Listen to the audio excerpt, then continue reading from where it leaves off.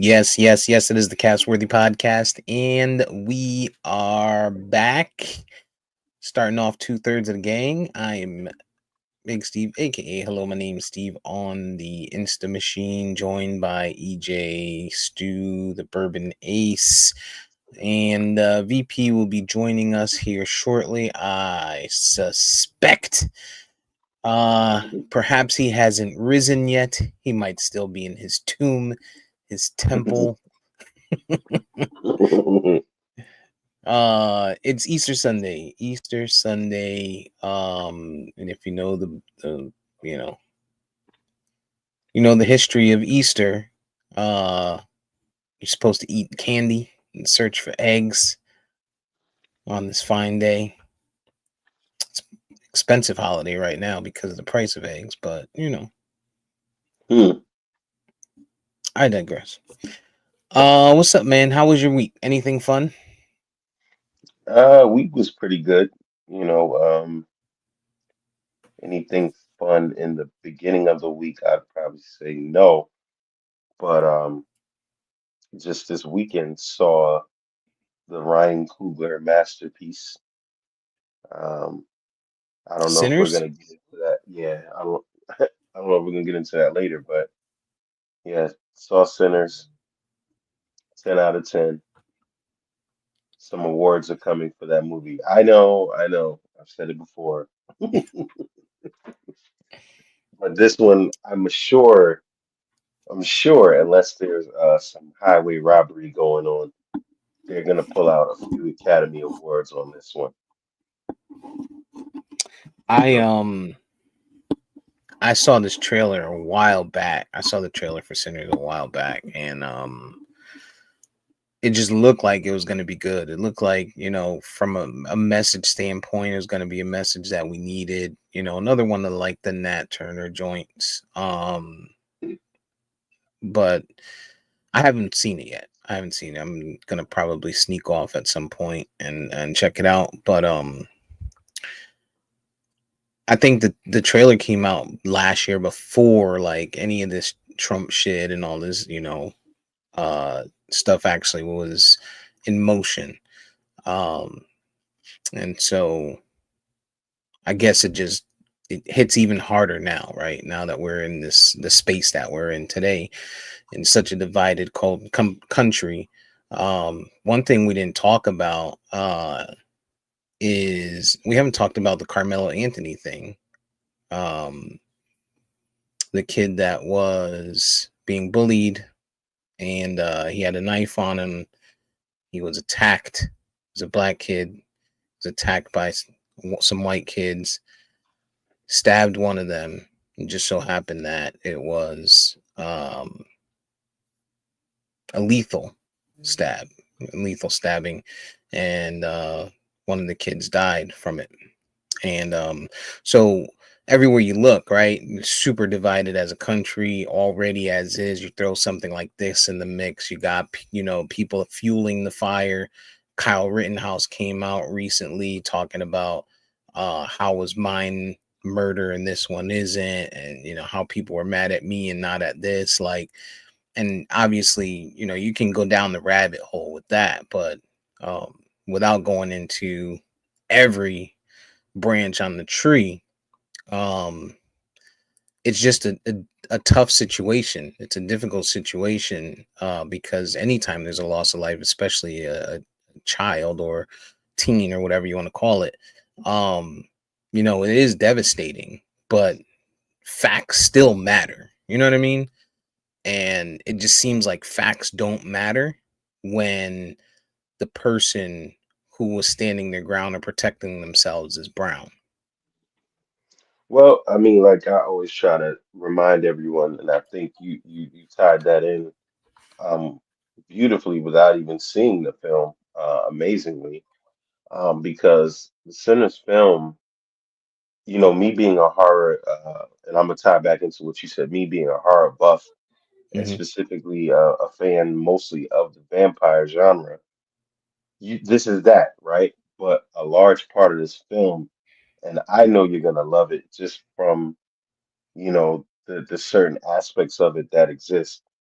Um, but it does have an element that is also reminiscent to us, or a reminder for us that, we have not arrived. And this is what I keep trying to sit here and saying. We could talk about political parties, we could talk about money, we could talk about what the law should be. The reality is we have lied to ourselves as black and brown people that in 2025 things are better. Sure, it's not every day, everywhere, every person where we're being called niggers or we're being treated like such or whatever. But there are still many people that experience that.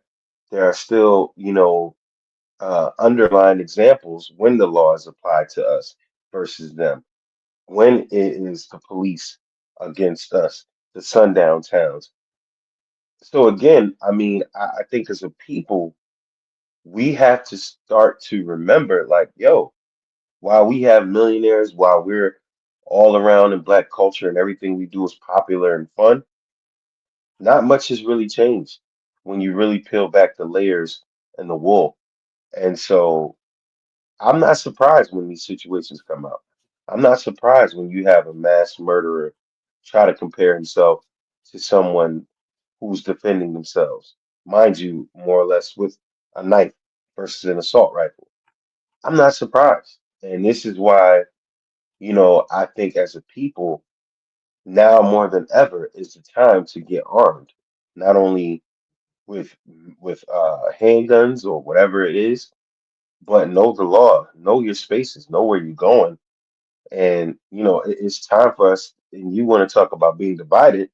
It's time for us as a people to stop being divided. I understand that between men and women in our culture, there's a lot of reason to have division. I mean, people are doing things to each other and generalizing each other, and a lot of stuff happens. A lot of stuff is true.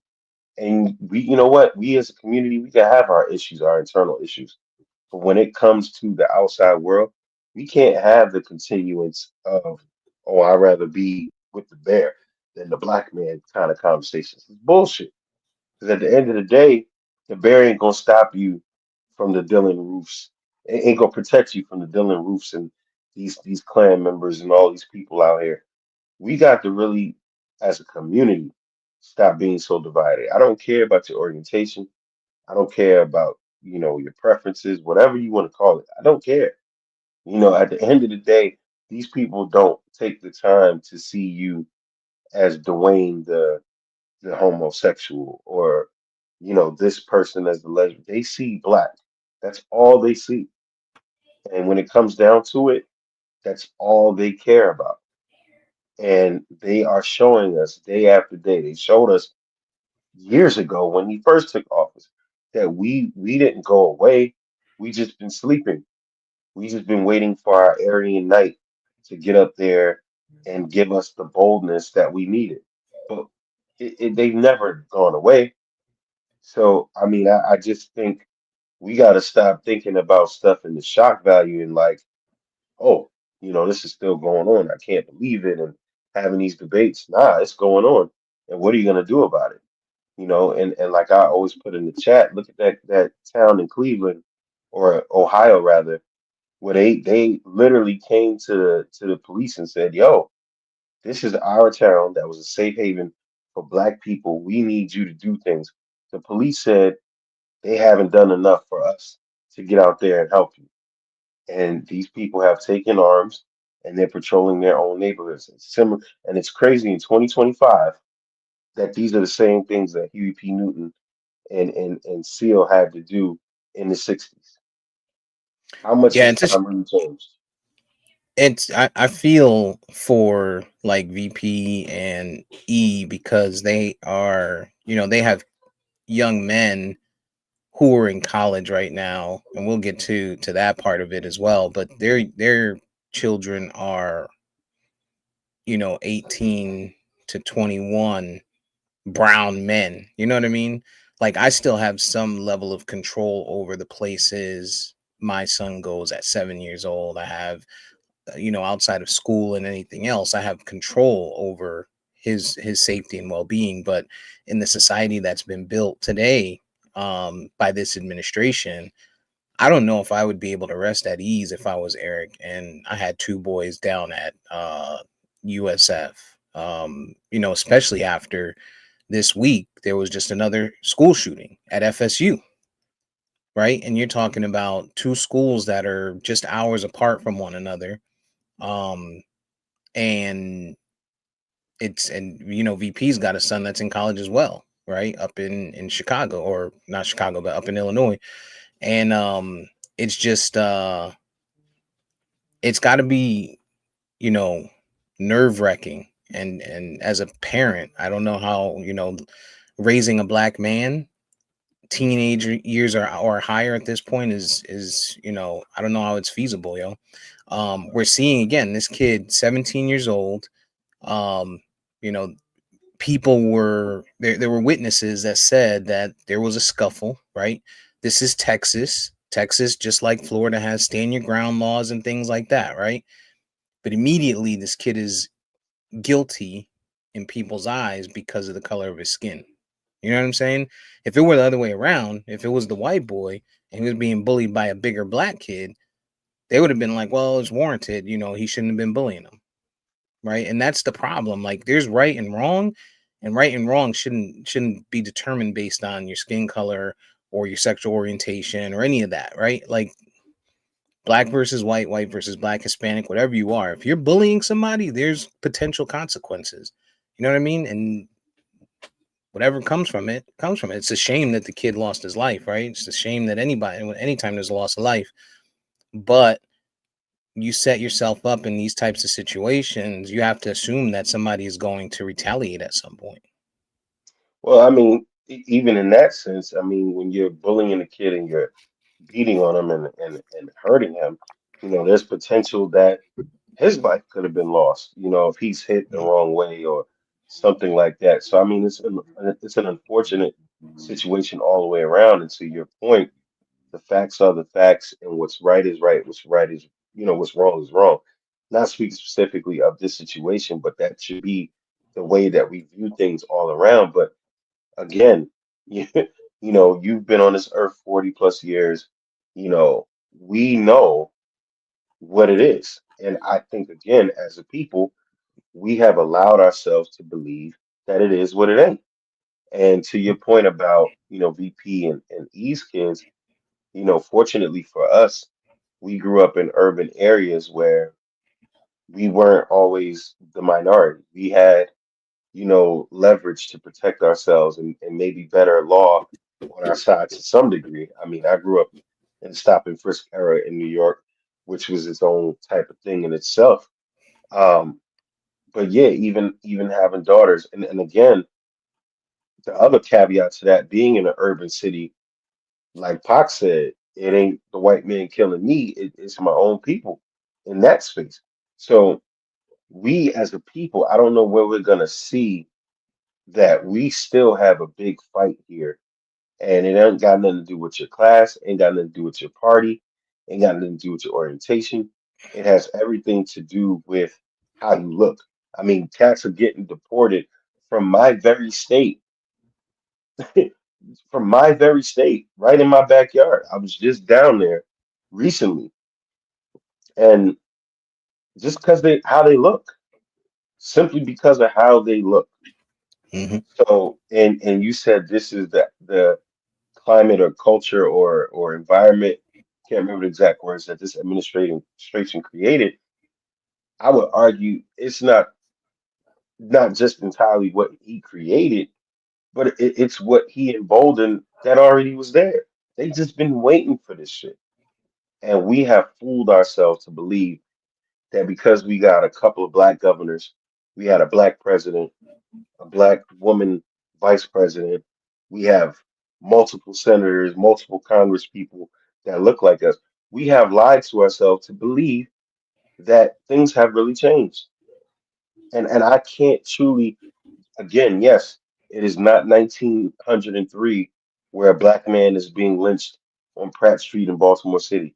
No, it is not. But they are being lynched in other ways, systemically. We are being lynched in financial ways. We are being lynched in ways that we can't see.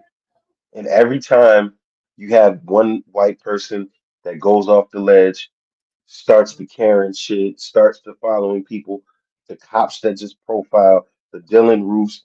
Listen, it's definitely not where our ancestors were. We've definitely come a lot farther, but how much are we really over the hump when we got our own people taking each other out by the numbers? Drugs are rampant, people don't have what they need, and then we still got to deal with the racists and the bullshit of this administration. Have we really arrived in 2025? I don't know. No, it's not even close. And I think you're right. I don't think it's something that he created, but it's something he champions and something his administration champions, right? And so um I don't know where we go from here. I know you have a lot of people that are organizing. There are groups that are coming together. You got like John Leguizamo who's starting to organize. And that's where it gets challenging for me, right? Like we've been in this place for a very long time, to your point, no matter who's in office. And now people want to come together, right? Like this should have been, it shouldn't be just now that people are being deported, that you have the Leguizamos and the other individuals of that stature coming out and saying something. And similarly for black people, right? um this should have been a conversation long before Trump got back in office, long before Trump was in office, right? Like it's I don't know where we're going to go as a society. um But I do agree with you that you do have to arm yourself. You have to protect yourself and be prepared for it. It's unfortunate that we have to go in that direction, right? Because you know I do agree that there should be stricter gun laws, right? Because we just had a shooting at an FSU. Because twice this year my kid's school was locked down because of something happening in the area. In this case, it wasn't. Luckily, it wasn't. Anything like that, because who knows where I'd be right now, you know. Um, but you got to protect yourself. We're seeing road rage here in Florida like crazy. And because guns are so accessible, you're seeing people just pull up next to people and letting loose. There's videos every day here in Florida of road rage incidents, and many of them are, people shooting at other cars from their car, whether they hit someone or not. It's like, I don't know, man. We're going back to the wild, wild west, and these people don't understand. They're like, well, what about the good people that have guns and want guns? That's that's not the situation here. The situation is that they're accessible, and as long as they're accessible, there's going to be people that maybe they're good right now, but tomorrow they may not be good, right? That person that you love at work. I know for me, I'm two different people at work and when I'm not at work. So I have to assume that because you work with this person and you trust this person, and they look clean, and they present themselves one way when they come to work. Under them white hoods is doctors, under them white hoods is lawyers, under them white hoods is uh law enforcement, Just judges, officials. So just because of what you see on the surface doesn't mean that that's a good person. So thinking, "Oh, what about the people that are good that want to have guns?" Nah. Mm-mm. and that's why I kind of stress that as a community, and to your point of the Lake Wazamos, and people like that, we should have been doing this. But again, I always reference what Malcolm X said back in the day. You cannot rely on celebrities to carry out what's needed for the good of the common people, because the reason why a lot of these people haven't done what they needed to do is because their money's tied in that, right? Mhm. Their money is tied up in these studios and all of these different things. So we can't really rely on those people, but we definitely need to organize, because one thing we need to do, and I don't want to talk about American society, I want to talk about Black and Brown society, Asians, whoever is is on the other side of the white hatred that exists, right? We need to get together and we got to start in the black community. We don't want to talk about this shit, but we need to start cleaning up our streets.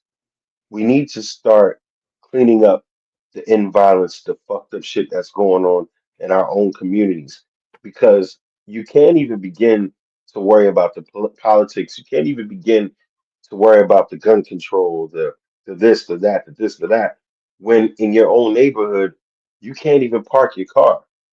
You know, in Maryland right now, Maryland and DC, everywhere you turn, these kids are jacking cars, taking tires, taking cars by force, random shootings. I mean, how do you even begin to worry about voting and what I'm voting for when on my way to the polls I'm catching strays? We as a people, we've got to unify and we've got to change the way the youth is coming up. We got to change the way things are going down. Not saying that drugs and street violence are always gonna, it's gonna go away, but there used to be a code to these things. There used to be, a little bit more grace to these things. Now the young people, we talking about the next generation. We talking about going forward. We can't even get these cats to put down the guns for the smallest shit.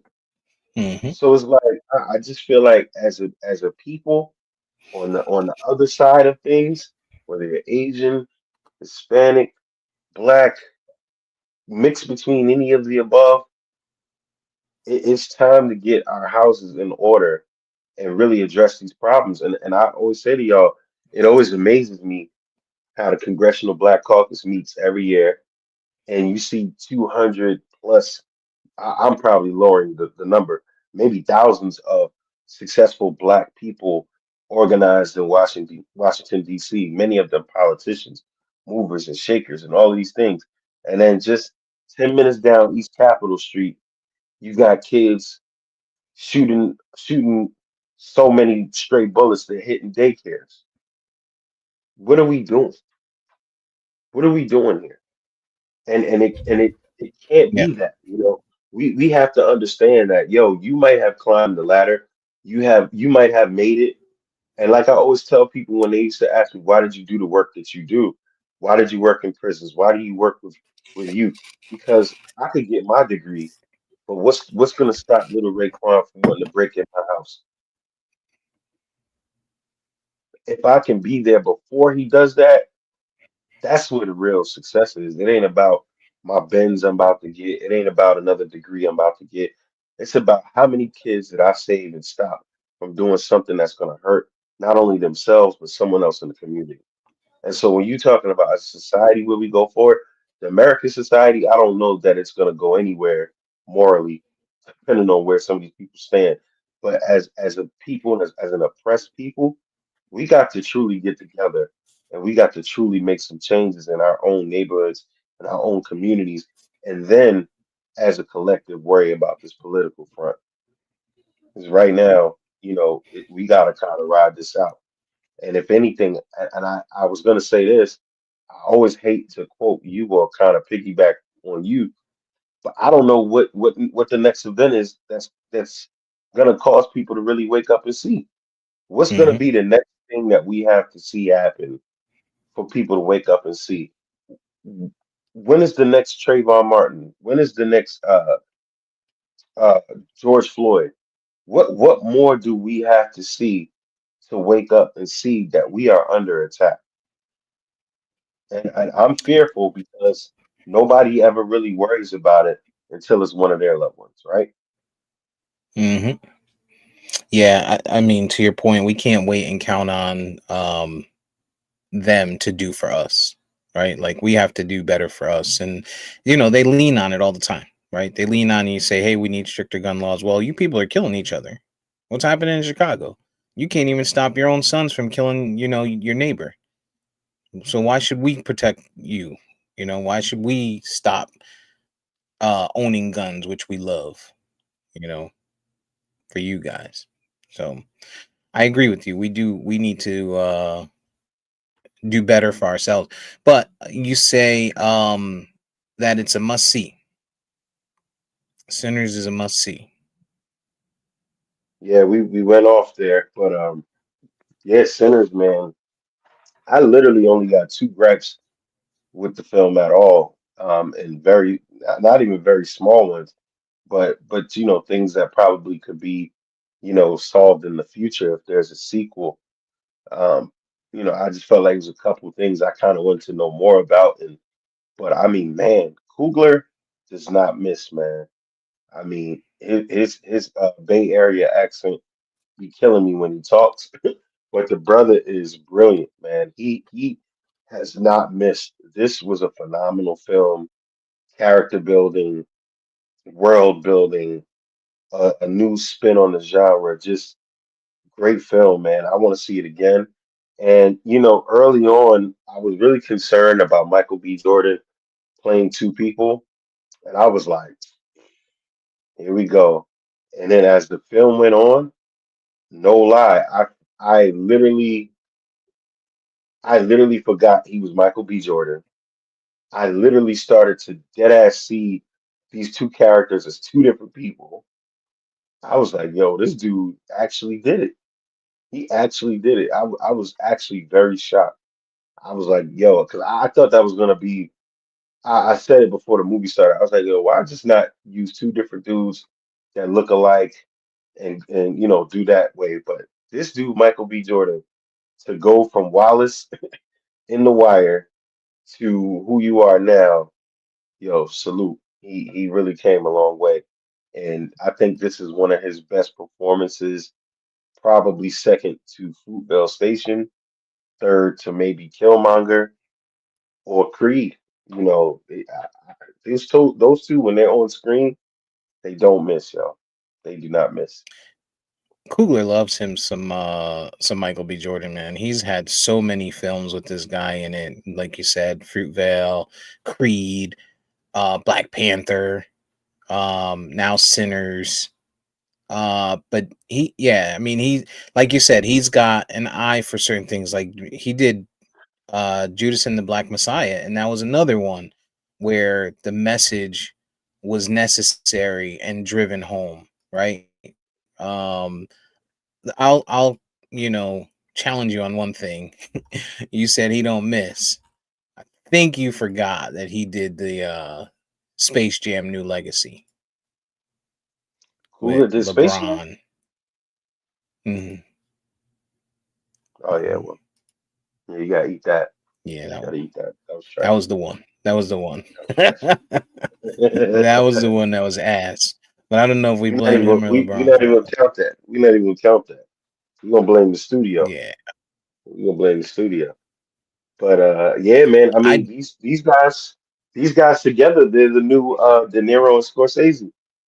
You know, they're the new De Niro and Scorsese. I need to When see it. those two together, it's gonna be good. I gotta see it. I told you I'm gonna probably sneak off at some point and check it out. Maybe this week, next weekend, and something like that. But it's on my definitely on my to do list, on my watch list.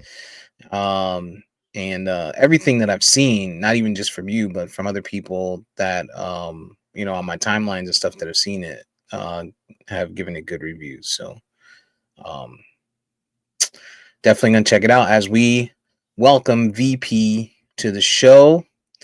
Uh, he has risen. They took a peek behind the rock, and he was not there. He has hair of wool. Yeah, hair of wool, coppered skin. Like your own personal Jesus Christ. Yo,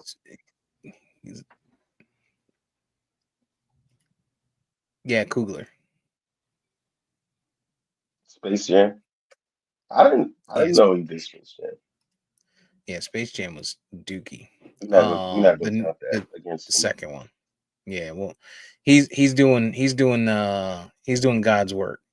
Um, spreading the message that we need spread right now. Um, We were just talking about Sinners VP. I'm sure you haven't Hopefully. gotten around to seeing it. I know that you didn't see it because we would have heard Yeah, I haven't seen it yet, from but you. it's I definitely know on you've the had a definitely on the radar. We want to see it. I've heard nothing but good things about it from anybody who's seen it. The only bad review I've heard is my nieces came over yesterday. They brought the baby and stuff, and she was saying that her uncle saw it and thought it was bad, but she was saying that's the only person that she heard that said it was bad. So one bad review out of but many. is her uncle white? No, he's black, but I mean he is from Oh, Philly, so oh, Oh, oh yeah. So there you go. There you go. It's just as bad. May as wow. well be white. Remember, Wow. what? Hey, son, let me get I've a only large popcorn and some juju beats. I've only seen one other person have something slightly negative to say about it, but I haven't seen anything that he likes at all. So it's like, dude, we don't even care about your review. yeah, I I You don't think it like got anything. on Rotten Tomatoes. It got 98%. That is like I yeah. think Hundred. that's one of, if not the highest ever. I thought it got 100. 98% on Rotten Tomatoes, 97% on Fandango. Mm. Yeah, it started out at 100. EJ, it was at 100, and right now it's down to 98% because white people are probably chiming in now. And on IMDb, it got an 8.2 out of 10. And when I say the white people, I mean the racist white people, not like all white people. But I mean, it kind of goes to show you, even though I haven't seen it, when you look at those kind of ratings, this is the public, the people who paid money to go see it, saying, this is what I thought of it. And it's always interesting when you see how the public feels about something versus how critics feel about it. It'll be very interesting to see like what the critics score is. I think on Rotten Tomatoes they separate critic scores versus fan scores, I believe, if you like actually click on it. So it'd be kind of Hmm. interesting to see that dichotomy, just to kind of, because the critics are supposed to be the experts and the fans are saying, I thought this shit was amazing, and the critics are like, oh, it was bad, the cinematography or the costuming or whatever the hell it is that leads them to say something wasn't good. I think it's so much. They're getting so much steam from. I've seen critics write well about it, and also just the fanboy critics, the YouTubers. I mean, I haven't seen a video yet from white, black, European, whatever, just out there just praising it. And I think it's going to be one of those things, to your point, VP, if the overall consensus from that, side of the critics, if they have anything negative to say about it, I think it'll be one of those moments where the people kind of like really lose faith in anything they got going on because everybody seems to love it so far. And Yeah. Did it feel yeah. like a 2-hour movie to you, EJ? No, not at all. Not at all. Not at all. Mm-mm, not at Oh, all. and actually, Steve, I just clicked on the Rotten Tomatoes. The 98% is from critics, and then the 97% is fans. So it has a higher critics rating than That's it does pretty. fan rating. That's pretty damn good, though. Hmm. That's pretty good that the fans are, because fans are critical. No pun intended. Especially like people like EJ. Hmm. Am I frozen? No, No, no, Mm, you're not right. a little bit. it froze on Like my. fans Okay. can be overly critical. Like I could imagine Sinners playing, and then EJ coming on the pod like, I thought it was good, but there's a scene where they got Michael B. Jordan wearing suspenders, and like why would you do that? Like it ruined the whole movie. Mhm. You know what I'm saying? I'm not that bad. Stop it. Yeah, you Stop do it. be doing that. It'd be like the whole first 2 hours and 16 minutes were great. It was the last minute where Right. this happened that just blew the whole movie. It's complete ass. I'll never watch another movie from this person again. That's That's the what type of shit VP you just be. did. VP just did that when he was rating G20. He said, "Yeah, it was decent, but felt like it could have ended and it went on That's not what I 15 more said. minutes." This is I literally what you said said. I said the movie was okay. What's G20? Oh my The not Angela Davis, Viola Davis joint. God, Dave. And more proof that Steve be tuning out when we be fucking talking. Right. It's on Amazon Prime. But I said that the movie was okay, but at the end, like they just kind of they're stretching the believable like way too much. No, I saw it. I got exactly what you meant. And yeah, yeah. It was like, come on, bro. Come on. You did well enough to this point. Exactly. You did well enough to this point. Yeah. It wasn't a bad watch. It definitely was a little too Yeah. much at Like times. I think like with that movie, like I said last week, if I had saw it in a movie theater, I might have felt some kind of way because I don't think it was like good enough to go pay to see. I mean, I saw it on Amazon Prime, so I guess I paid for it. But you know, sitting in my own crib watching it, it didn't feel like I wasted my time. You know. Right, right.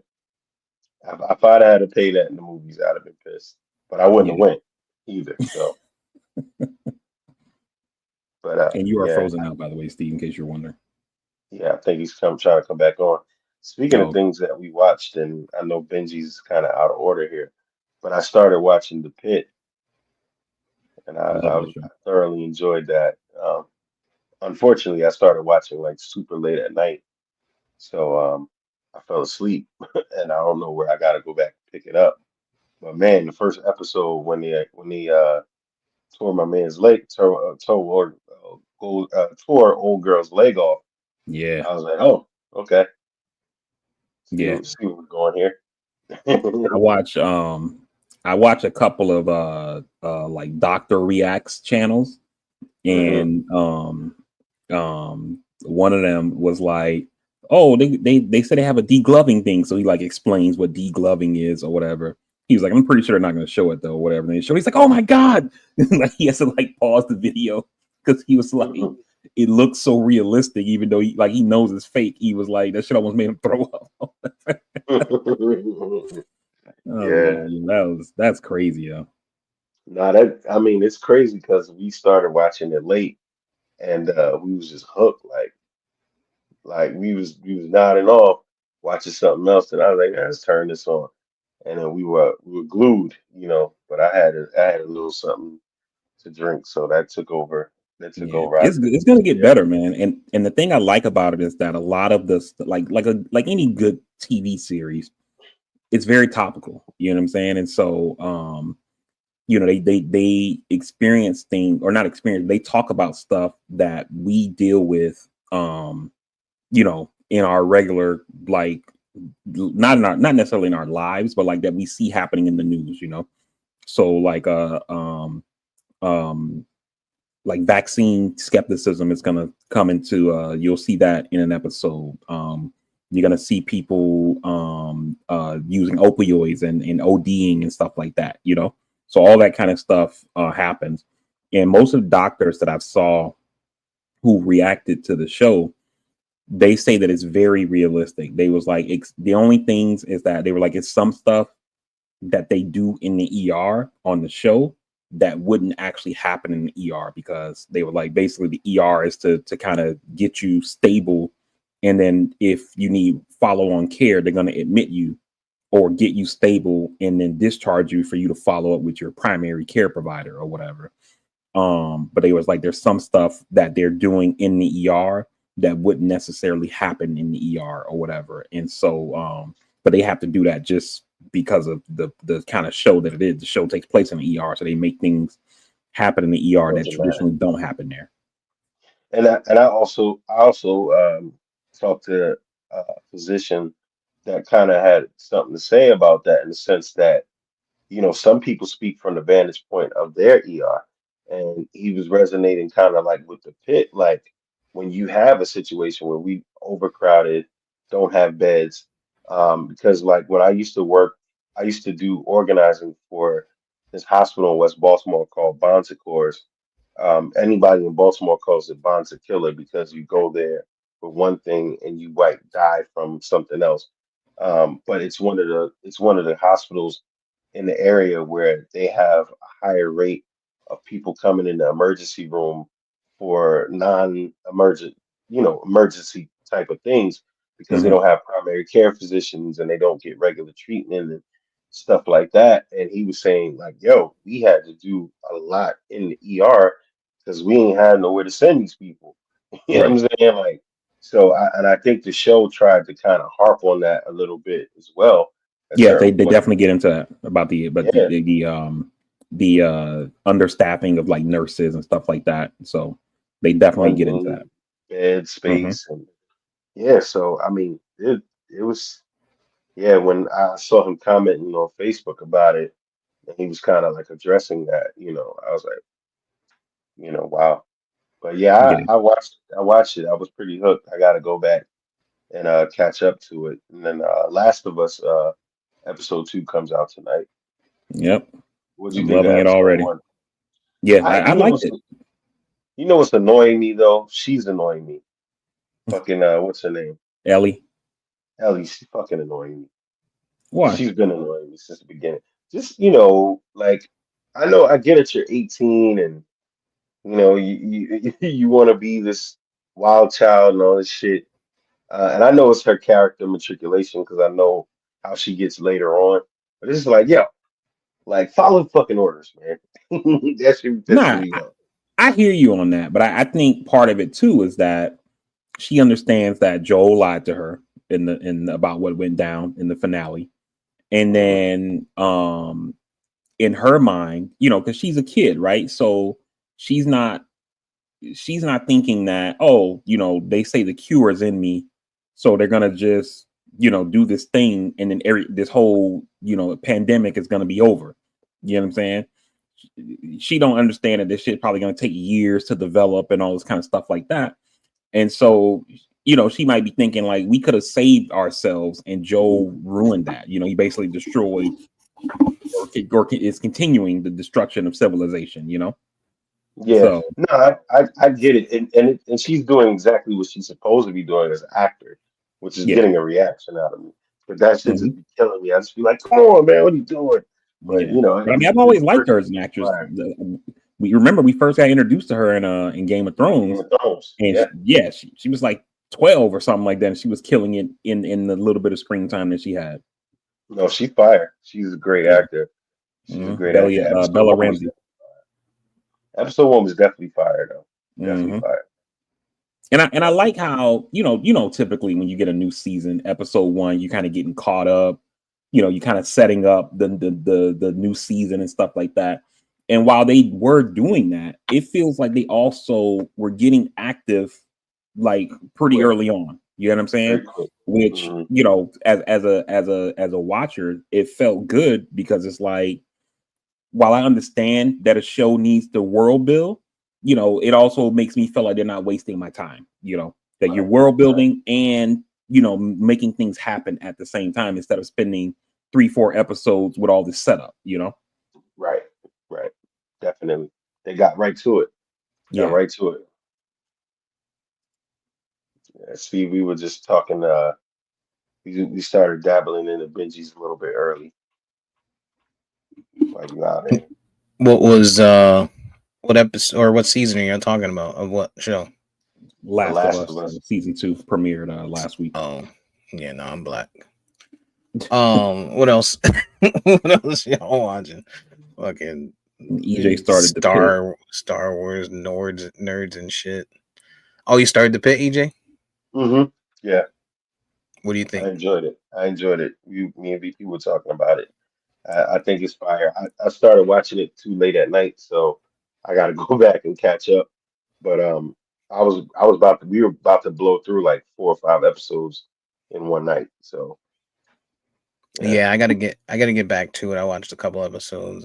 Um but I like it. And I started Great American Family also that you talked about with the little midget, uh the dwarf that has the Benjamin Button disease. And I'm only on episode 1. Let me say that. I don't know how many episodes it is, but It's at least 14, I think maybe. and that dude, the husband is in other shit. Like he's a recognizable face. Um I forget his name and shit off the top of my head. I probably can't remember exactly the stuff he was in, but when you see his face, he's one of those actors like Bokeem Woodbine. He's the white Bokeem Woodbine. Like you see his face and you're like, yo, I've seen this dude in multiple movies. And then somebody's like, well, Yeah. what movie? Uh, you know, that movie. Yeah, that show and that story gets real crazy as it goes on. So I How definitely many say keep watching. how many episodes is it? I want to say it's 14 because it comes out weekly. It's released weekly through Hulu, so Oh, okay. it's a good amount. It's a good amount. That shit's long. I don't know if I Yeah. can do all that. Um, man, speaking of TV shows and movies, I went to Universal this week. Uh, Thursday, Wednesday or Thursday, one of them days. Harry Potter might be just as much a cult as Star Wars, Oh, it or is. Yeah, more, sure. It is. or more. It is. No, I don't think it more, but it definitely is a cult. It's in the top five, top 10 of those franchises. Yeah. Star Wars, Lord of the Rings, Hmm. Nerd uh, shit. Harry Potter. I'm missing stuff, but yeah. Thrones. Like the reason I say I think it's more is like in Star Wars, like I got Disney passes, right? So when I go to Disney and we venture through Star Wars land or whatever they call it, you see the nerds out. Like, you know what I mean? Like you might see a couple with like a Darth Vader t-shirt or, the stormtroopers or whatever, right? It's nerdy shit. Harry Potter, you see grown ass adults dressed up as wizards carrying a little piece of wood like it's a fucking Oh, wand or Juan. some shit. Like what is wrong with you people, yo? Like I get liking TV, dog. Like I liked Game of Thrones, but I'm not going to start talking in the old ancient fucking language, I liked what was the motorcycle shit we watched? Sons of Um Anarchy. Sons of Anarchy. You don't see me wearing a fucking Letterman vest, a leather vest or some shit. Like these people are crazy, yo. They're crazy. And then the wait for the Harry Potter is the longest in the park at Universal is 90 minutes and people don't leave and come back. They sit out there like homeless people in New York City on the steps in Universal over and over watching this stupid dragon blow out fire. Harry Potter people are worse than Star Wars people, or Lord of the Rings, or The Hobbit, or Jacob, Team Edward. Like it is the biggest cult ever, and it's expensive as shit. Like these people are buying this little bullshit wand, right? It's like $150. It only works in Universal. If you don't have annual passes to Universal, why are you buying this wand? You're there for one day. You're gonna pay $150 so you can point it at a fucking fountain and some water drops. These people, it's a cult, yo. Harry Potter is worse than Star Wars, yo. They've beat them. They have beaten them, in my opinion. I think it's an Although age you thing. do see motherfuckers walking around in stormtrooper uniforms and shit at I sometimes think in it's an Star Wars. age thing. I think it's an age thing because Harry Potter, in comparison to all the others, maybe not. I don't know how old the book series is, but I know the fandom is much younger than the Star Wars brand and all of the others mentioned. So Hmm. I think it's an age thing. 'Cause my kids love it, and then I remember, the generation, right after me, really being a fan of it. Whereas I didn't really watch it until adulthood, but I think it's because it's younger and it's the newest of all those things. Is it good? VP, you ever seen Harry Potter? The movies? No, nigga, the books. I mean, what are you talking about? Oh no, I've never read the books. Have I've you ever seen all of seen the them. movies? Yeah, I've seen all of them. You And seen the the books movies, came out in EJ? '97, EJ, the first one. Y'all Yeah, I some saw the movies. I y'all saw the some movies. It was nerds, yo. entertaining. It was Yeah, entertaining. I can't front. very It was entertaining. entertaining. I ain't gonna front. It was one of those Y'all, like Harry Potter. I think it's like one of those things where it's like it wasn't necessarily first, but like it did it the best kind of thing, you know. And I think that's what made it pop off the way that it did, you know. So like when you see like the Matrix, you know, the Matrix wasn't the first to have like stop time or whatever they call that thing when they have the camera spin around the room and all that kind of stuff. But at the time, it was like they did it the best, and it became like a phenomenon, you know. And I think that's what happened with Harry Potter, but not to meant, but just like Game of Thrones, Harry Potter doesn't come out of nowhere. It's a book first. People had already loved the books, and then they adapted it into a movie, which then makes it have this cult like following, just because there's already a built in fan base. You know what I'm saying? And man. all the properties that we mentioned have that similar formula. Lord of the Rings, Game of Thrones. The only one that probably wasn't a book that was, and I think George Lucas might have wrote stuff about it before it was Yeah, a movie. there are Yeah, books. so There's books that tell you like what happened. Like how when you watch Star Wars, they do the crawl in the beginning, like galaxy long time ago, blah blah blah. When they're kind of catching you up on what's happened, there are books that actually go into more detail of like the stuff that happens in between the movies. I don't know about the crawl. You know why? Because I'm black. Because I'm not white. And don't EJ's gonna say Billy D. Williams is black. I know where that was going. Star Wars. Come on, man. All right, yo. Universal is the ghetto. Universal Studios. It's not quite like SeaWorld ghetto. VP, you know what I mean when I say SeaWorld ghetto. Like SeaWorld ghetto, they still wear them Chinese slippers with the netting in the front. They wear, yeah. That's SeaWorld. SeaWorld, they be in there with bonnets on. That's SeaWorld is like Spirit, but it's safe, right? Like Spirit is a safe airline. It's just ghetto. It's ratchet, you know.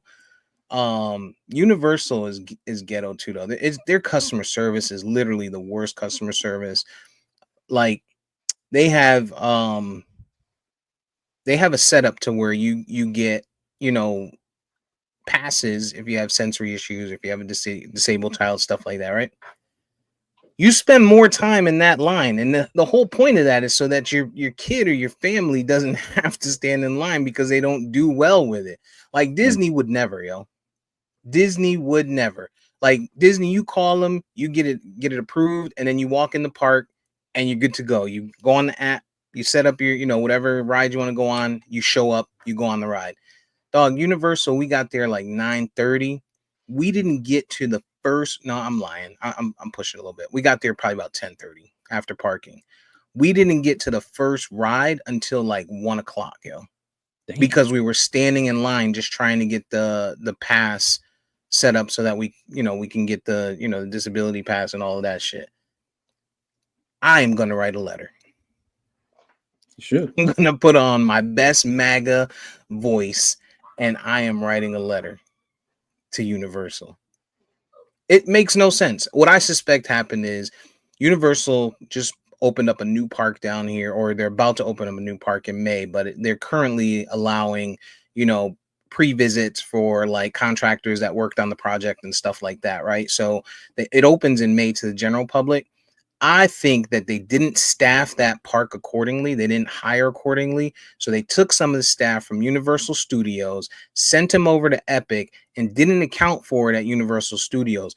Dog, 10:30 in the morning, there was a line that took us 40 minutes to get into the park just for parking because they had one person working the parking garage. Like, it is absolutely asinine, yo. On top of that, they charge you $32 to park. I'm paying you $32 after I sit here for 40 minutes. You got me fucked up, yo. God damn. and how do we Universal is ghetto, yo. how That do we shows how know? long it's been since I've been there, because it was like $12 a park the last time I went. Dog, How it's do we know expensive. Steve is rich again without saying Steve is rich again? Why? Why? Because I pay for parking. I don't have a I choice. mean, you got these first world problems, having to worry about the theme park. It's Right. folks out here hungry. My man said, You seen yo, the price of a arugula? I'm $32, pretty sure. and I gotta park myself. Yo, you just had the same. You had the same type of rant about the bars in Baltimore like 3 episodes ago. Talking about it's just you. Is look, man, pick your poison, yo. Universal is ratchet. Universal's ratchet. I'm sending them a letter. I want half my money back. You charge $100 and something a ticket per person, $30 for parking, and you ruin half of my day. No, people get there early for a reason, yo. Like, come on, man. Anyway, but I will tell you the visuals at Universal might be A1. I think the visuals at Universal got Disney beaten. Disney got some visuals. Disney don't get it twisted. Disney got some visuals, and SeaWorld got visuals too. Like if you into that type of visual, like you know, if you like that, like sexy red. Like if you like sexy, if you think sexy red is attractive, then SeaWorld is your spot. Like run up in there. They just don't have lotion. Like their skin don't look as good as hers. Oh my Yeah. goodness. Anyway, what else you guys got on the docket? NBA playoffs. NBA playoffs. Whoo, boy, are you lucky the Knicks won yesterday. You would not have Man, heard the end of it if they would have found a way to lose that game. They man, were trying. Detroit are some fucking scumbags, yo. Why? They were trying. Scumbags. The Knicks were trying to find a way to lose in the third quarter. It's always the third quarter. But they gave me hope, though. You know, my prediction is still alive. I think what I said, Detroit in 5. I said. So we're hopping right along. Detroit's not winning, yo. I know, Yeah, I thought I they know had it it, man. sounds, I know it sounds good, but You let Detroit, a team go on a 20-0 run in the playoffs. That like what the hell is 21, happening? 21, twenty-one, that's zero. crazy. It's a shame that y'all did let them Detroit score 112 points. I guess in today's NBA, 112 is not that much. Denver scored 112 and won yesterday, but Yeah, y'all not supposed to allow Detroit to score 112. yeah. That Denver Clipper series, that is gonna be a banger, That's gonna yo. be a good series, yo. That oh my goodness, that was a good ass game. What's the biggest surprise for me yesterday? Would you say it's a bigger surprise that the Lakers lost to Minnesota by that much of a margin, 22 points? Or would you say 19 points for Indy beating Milwaukee is the bigger surprise from yesterday's games? Lakers for me. Yeah, I think the Lakers. LeBron and Luca getting done dirty like that. The 3 seed. It's the Do Lakers. They were at home. do y'all realize that Indy has their number one player, their superstar that didn't play in the Olympics at all? He made the team but didn't play. Yeah, but I Tyrese mean, Halliburton. Dame didn't play either. What are you talking about? I don't mean in yesterday's game. I mean in the Olympics. I mean, they allowed for Tyrese Halliburton. Granted, he only scored 10 points. He had 12 assists, 7 boards. But they allowed for a Tyrese Halliburton-led team to beat a Giannis-led team. And let's not. I mean, I know Dame wasn't there, but Kuzma's there now. They're still a good team. Milwaukee should not have lost that game. Certainly not by 19 points, yo. That's a But I huge mean, I don't think that there were much expectations for Milwaukee. Milwaukee or Denver in this playoffs. Um, y'all better stop disrespecting Milwaukee, man. no, I mean seriously. I mean Denver just fired their coach. They fired the GM like 2 weeks before the playoffs starts. Milwaukee's kind of chugging along. They don't got Dame. We were thinking Dame's done for the season. I'm pretty sure most people probably had Milwaukee and Denver having a first round exit in the playoffs, and and nothing would have been said about it because you know both Giannis and um Joker have both been MVP and they both got rings. So they're kind of made men already. You know what I mean? And so nobody is going to give the same thing with KD. I mean, KD is embarrassingly didn't even make the playoffs on a super team. And True. nobody's really giving him a lot of smoke because he's been MVP and he has multiple rings. You know what I mean? So he's a made man. Does And KD be clapping back? KD is the clapback king of superstars. Like, yeah. I don't think anybody claps back like KD, and I think people are, these talking heads might be a little concerned with what could be said by Yeah. KD. And so, but for that point, I think it's why this Lakers thing was like so crazy is that you got LeBron, somebody who I know how you guys feel, but he's in the GOAT debate, right? Playing at a high level at 20 something years in the league, playing with a guy who's in the prime of his life or whatever, and they get rolled by a Timberwolves team. Not that saying that Timberwolves are dogs or something like that, but like it should if they won, I would expect it to be like a last second shot, maybe 5-point win, something like that. But they got rolled. At home. Yeah. At home. And Le- you mean to tell me this three seed with LeBron and Luca only scored 95 points? I put a bet in that they would score over 225 total, and they came up with 222. And I Yo, mean, it's largely because they didn't score shit in the fourth quarter. LeBron stunk it up. He ruined one of my parlays yesterday. I had him over 6.5 assists. And he only had 3 assists. Bum. Luka Doncic scored 37 points. Luka went 37, 8 boards, 1 assist, 2 steals. LeBron went 19, 2 steals, 3 assists, 5 boards. And that's a good stat line. Like, we have expectations so high for this guy that like 19, 5, 3 and 2 is and he had 3 blocks. Like, he filled Yeah. up the stat line at 40 years old, and it still was like, man, he's a bum.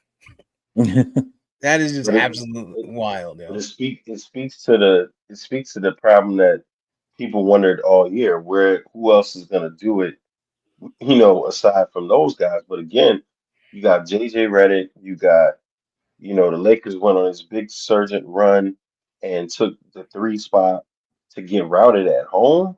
And to VP's point, you had people asking like, who would you rather face, the Bucks or the Pistons? And everybody kept saying the Bucks for all the reasons that VP mentioned. Giannis seems to be checked out. There's rumors he wants to be gone out of there. Dame is hurt. I mean, yeah, this to me, the shocker is clearly the Lakers, especially at home. Is Dame gonna miss this whole series, or No, I you think do he you comes back. okay? I think he plays game 3. I I mean, because is he healthy now or? I Milwaukee mean, should be he's able to practice, but he's not playing yet. Milwaukee should be able to beat Indy. And Because I mean, you got Denver, to be careful with blood clots. So who knows? Exactly. bum, oh, not that type of blood clot. My bad. Denver, Denver. I agree with you. That's going to be a great series. Denver looked like shit. Like, firing your coach. Somebody should probably tell these people that firing your coach 2 weeks before the playoffs start is not a good idea. They came in at the 4 seed. Like, you fire Right. your coach who's coming in at the 4 seed. This is the world we live in today. Like, we see teams like the Steelers. Steelers have been winning, but we see teams that hold on to their coaches, bar none. Cleveland has done it in the past. Cincinnati has done it in the past. And Cowboys. Cowboys, shut the fuck up. Um, but Denver comes in at the 4 seed, and they had a chance to be higher than that, in those last few games, but they fired their coach going into it. I think that's going to be a downfall for them, man. I think it is. Their Yeah. offense looked stagnant yesterday. It didn't look like the Joker that we're used to seeing. Jamal Murray didn't look like the Jamal Murray we're used to seeing. I don't know, man. I don't know if they get through the Clippers. They won yesterday, but they snuck it out in overtime. Yeah, and that Clippers team, they found the fountain of youth and battled back this year too. So strong series. They got Definitely some strong dogs series. over there. Yeah, Old the thing that dogs, but surprised me about dogs. that Nuggets Clippers game was that last shot that Westbrook didn't take. I'm like, who the hell is this guy? Like, like Westbrook wide open three and he hesitates. Like, come on, dog. Yeah. So They also ruined one of my parlays. I had Denver. The line was 2.5, and Denver won by 2, and I was the only one that missed on a 5 leg for me. So mad about that. And then you got your Knicks, your New York Knickerbockers beat up on Detroit. I mean, they're expected to do that. They're expected to do that. And this today, I'm sorry, not this week. Say we got OKC versus Memphis.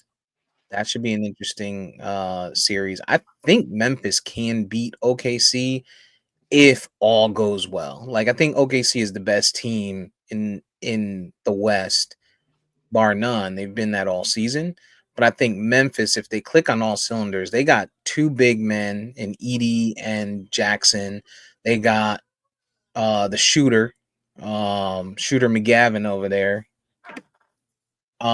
Desmond Bain gets it done. Like Memphis has a deep team, so I think they can beat OKC if all things go well. I don't know how you guys feel about that one. yeah, I mean, I like Memphis over OKC, but I I just got I don't Orlando see in 6. who was the Magic playing. Boston.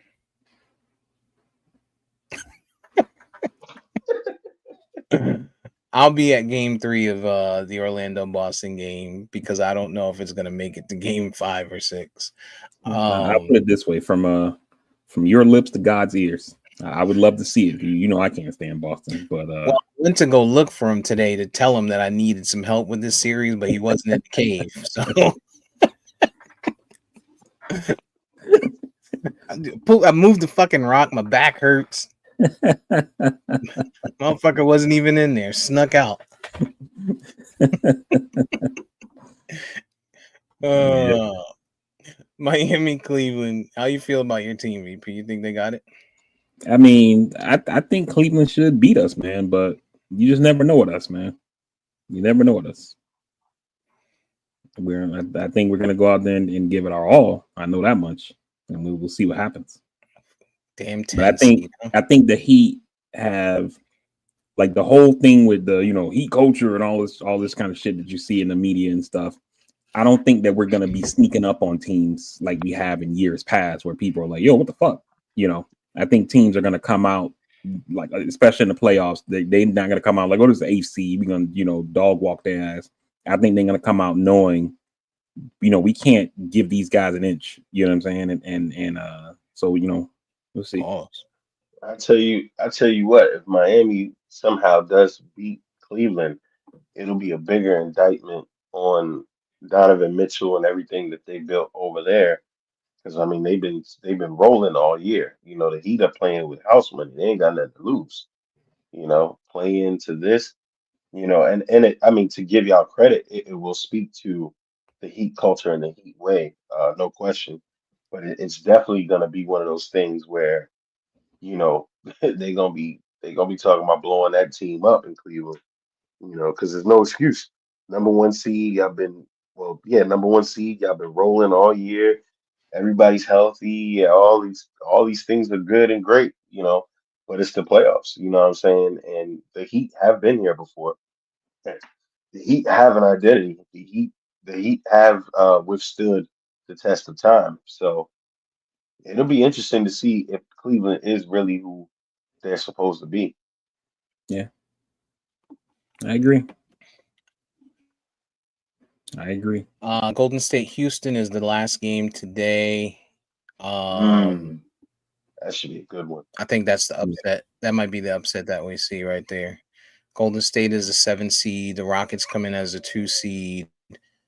I think, you know, you're talking about age before beauty when you talk about Golden State versus Houston. They got Jimmy, old buckets over there. They got Steph, of course, Draymond Green, and Steve Kerr, right, as coach. You know, just guys that have been there before. So I think that's going to be an uphill battle for Houston. Yeah. Yeah, for sure. I think Ime Udoka is a very good coach. I think that's the only X factor that, I think he'll be Mhm. ready, but are his guys going to be able to match this playoff savvy, gritty team that's coming at him? Yeah. Yo, your man Jeff Van Gundy, man. Yeah. There's never a He ain't my shortage of man. content for that guy, yo. I didn't Never. He even ain't know my he. man. I like Jeff Van Gundy. I didn't even know he was on the Clippers staff. The same when we were watching, and I was like, "Was that Jeff Van Gundy?" And Dog, I googled it. my niece's boyfriend was here, and he was like, "I don't think so." And then when they replayed it, I'm like, "That damn sure was Jeff Van Gundy." Oh yeah, I mean, Fighting with look, Joker for the ball, yo. That is a wild Mhm. ass boy. I mean, he was like, "Yo, I'm getting out of the booth. I got to go somewhere. Got to go somewhere," because they, dismantled that announcing team. You Yeah, think Jeff Van Gundy comes back as a coach next year? I could I see it. don't. My immediate thought is I don't think so, but I mean, the NBA recycles like old head coaches. Old, Like Van old, Gundy's white, he's a good Gundy coach had though. coached in old what white 30 head coach. years. Yeah, that's true. He coached. It was some I mean, time head in the coach, not team. not assistant. I mean, head coach. No, I feel like there was some times in the team, like the 2010s, where he had a job randomly, but I Hmm, can't be sure about that. I okay. think the two, him and his brother, need to just create a staff, just like the damn Ryan brothers. Yeah. Rob Ryan Yeah. is far more smarter than Rex. Um, Rex just got the balls to make the decisions that you need. And I think same thing with the Van Gundys. I think Jeff Van Gundy is more knowledgeable than Stan, but I think Stan is a better team chemistry guy. Like when he was, I know with the Magic, he was a team chemistry guy. I don't can't really speak for the Heat. VP, you know better than I do. I've always liked Stan. I always liked Stan Van. I felt he got done dirty, but it's hard to argue with the result. You know what I mean? But Didn't he get replaced by some video guy, like some guy that no, watched film? no, he got replaced by Pat Riley. Oh, that's right. That's right. Oh, He went to the Eastern Conference Championship the year before. They lost to the Pistons in 05. I think it was 6 game series, I want to say. And then D Wade got hurt in that series. He had a fractured rib. And the next year, team wasn't doing what Riles thought they should be doing, and Riles or Stan Van stepped away to spend more time with his family, according to him. right, right. Go hang out But with my we know what hang out time with it my is. wife. Yeah, Yeah, forced like retirement. I'm gonna leave. I'm gonna leave this coaching job to go hang with my wife. Right. Right. I'm gonna leave a coaching job where I have somebody who is considered the most dominant player in NBA history playing with an up and coming superstar after we just went to the conference championship last year. Spend more time with the family. Yeah, Yeah, okay. yeah. I need to be home for dinner, guys. um, this week, this week is the NFL draft. That is coming up Thursday. Thursday. Yes. Mhm. Um, how do you guys feel? I'm looking at different mock drafts and such, and I try to throw something together myself, just at least for the top five-ish or so picks. Um, what do you guys feel is going to happen? Do you guys think Shador is going to actually? I know we've talked about this in a few times, but do you think he's actually going to drop? Yes. I last week when we talked about this, I talked about, if he's not taken in those first five picks, and even the first five picks all aren't First even like three. teams that are First first three. first three. I thought he could fall to Pittsburgh at 21, 21, 22, whatever, wherever Pittsburgh is. I don't have it up at this very 21. moment. 21. Yeah, 21. You guys mentioned New Orleans, which I thought was very intriguing, and I was with you last week. But I've since learned this week that New Orleans has spent no time with Shador. And Mm. it's hard to see a team drafting a guy that they haven't even brought in to either work him out or to at least have an interview with him for them to go that Mm. route. So I don't think New Orleans is going to draft him. And if he doesn't go to New Orleans at 9, I could literally see him falling to 21 at Pittsburgh unless Pittsburgh gets antsy and decides to move up and just go get him. Let's say he falls past 9, you get to maybe 12 or what I would prefer 13 with Miami, and then they try to move up and go get him. You know what I mean? So yeah, but I could definitely see Shador falling. Who do you guys have Tennessee taking Cam Ward? Yeah. Do you guys have Cleveland taking Travis Hunter? I think Cleveland should take Shador and just kind of start getting ready to end the Deshaun Watson era, but it don't seem like they're going to do that. I think they're probably going to take Travis Hunter, which I think also is probably not that great of an idea. Yeah, like I said before, Cleveland, we can say all we want to say about Deshaun, but they put too much investment in him at this point. It's going to Yeah, cost way too much money. And, you got to hope that if he does get healthy, that he might have some semblance of his old self. And if he does, he's going to need a weapon. And I could see them taking Travis Hunter. but I mean, I asked you guys this question before, and you answered it the way that I thought it should be answered. And the question is, when you talk about Travis Hunter being a weapon, you know, do you think Travis Hunter is better than a wide receiver 3? I mean, on some teams he could be a wide receiver 2, but you know, he's not a guy. He's not a weapon like that. You know what I'm Not a saying? Jamar That Chase. He's not a yeah. Justin Jefferson Like I don't coming even out think of he's a college. T Higgins. You know what I'm saying? It's not like you're like, oh man, Chase went down. At least we got Travis Hunter. You know what I'm saying? He's just I mean, he don't seem like that I guy. haven't. Like I usually look to Steve Smith's breakdowns of these guys. I didn't look at his in detail with Travis Hunter, but I think he spoke highly of his ability. I just don't think we had a great sample size with him splitting time in college. But I mean, all these people say he's the best athlete, football wise, that you can take. I mean, and unfortunately for him, with even all the off the field stuff, it would be on par for Cleveland to take him, and he may not pan out. I hope that doesn't happen, but it's Cleveland, right? It's where people go to end their careers. So yeah, I don't know.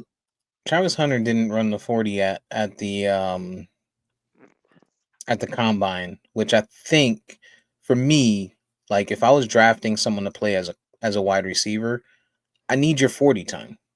You know what I'm saying? Like in today's league, I need your 40 time if I'm going to draft you that high as a wide receiver. Um I mean, we've seen him. He's what 6'1". He looks good, but I agree with you, VP. I don't know that he's that guy. If I'm using a number 2 pick, ugh, unless they have a plan of letting him play both sides of the ball, then you're getting a 2-for-1, yeah. which I think And is he I says he think wants. any I know I think for any team that's a bad idea, and I also think he says he wants to, but let's not forget that the game is completely different at the NFL level. You know what I'm saying? Like you're playing against far better talent. You're far more polished people. You're playing against the best people in the world every week. You know what I'm saying? To Yeah, to to be that confident or arrogant that you're going to be able to play both sides of the ball effectively, I don't know. I think he's in for a rude awakening once he gets in there. Like, how many guys have we seen say, I got to the league and I didn't realize how fast these people, like D linemen, are? You know what I'm saying? yeah, Like, running backs are like, yo, I didn't realize how fast linebackers can be because I've never seen that type of speed. And you got a guy who's going to go try and play both sides of the ball, try and, understand the playbook on both sides. I mean, unless you do it sparingly like Dion used to do, you know what I'm saying? Yeah. Then it makes sense.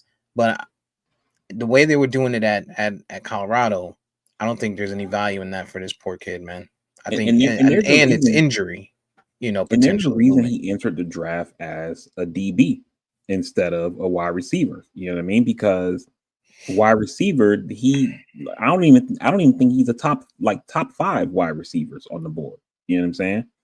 And so, and I'm not trying to hate on the guy, like I mean, he did a lot at Colorado, deserved the Heisman, all that good stuff. But like playing both ways in college, to Steve's point, the players are bigger, stronger, faster, they're smarter, and I don't think he's going to be able to do that in the NFL unless, to Steve's point, like he does it sparingly.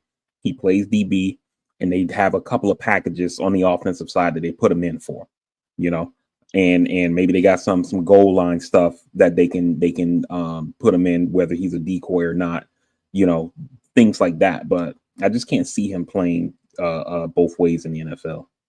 I will say this, Dion is stuck by this kid from the very beginning. We've watched him go from Jackson State to Colorado, and people doubted him in each spot, and he's shown differently. He might just be one of those guys that they have that it, and we'll see. But I think Cleveland, unless Cleveland trades down for a big haul, which I don't know that any team is really going to feel the need to do that at that point for these guys, I think they take Travis Hunter. I Yeah, think they take. I think he ends up going there, but you know, I don't know if it's going to be the right move, but who knows? And 3, 4, 5 years from now, might have my foot in my mouth.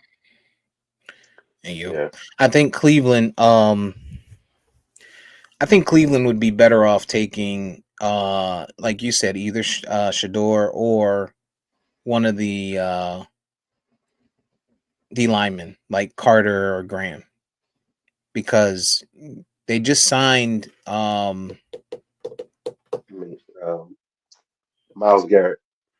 They just re-signed Miles Garrett to a long-term deal. Well, not a long-term deal, but they re-signed him, and Mhm. so you're gonna have one dominant player. Their defense has looked pretty decent for the better part of the last 5 to 7 years. You know what I mean?